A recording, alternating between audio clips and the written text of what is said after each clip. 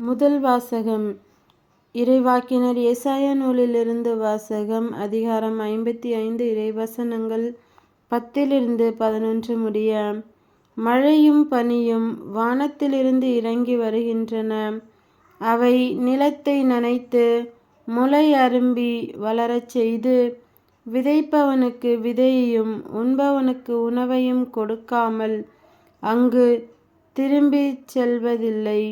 அவ்வாறே என் வாயிலிருந்து புறப்பட்டுச் செல்லும் வாக்கும் இருக்கும்.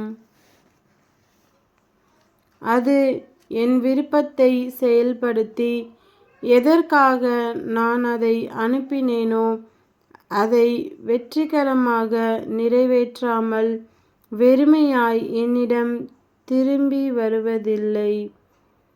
இது ஆண்டவர் வழங்கும் அருள்வாக்கு. இறைவா, உமக்கு நன்றி. நற்செய்தி வாசகம். புனித மத்தேயு எழுதிய நற்செய்தியிலிருந்து வாசகம். அதிகாரம் 6. இறைவசனங்கள் 7-15 முடிய. மேலும் நீங்கள் இறைவனிடம் வேண்டும் பொழுது பிற இனத்தவரைப் போல பிதற்ற வேண்டாம்.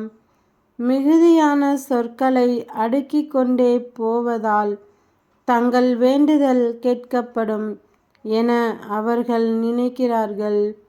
நீங்கள் அவர்களைப் போல் இருக்க வேண்டாம். ஏனெனில் நீங்கள் கேட்கும் முன்னரே உங்கள் தேவையை உங்கள் தந்தை அறிந்திருக்கிறார்.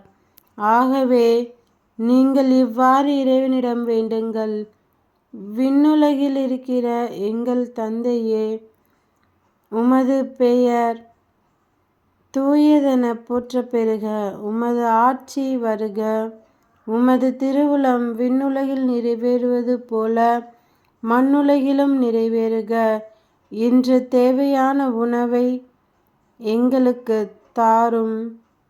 எங்களுக்கு எதிராக குற்றம் செய்தோரை நாங்கள் மன்னித்துள்ளது போல எங்கள் குற்றங்களை மன்னியும்.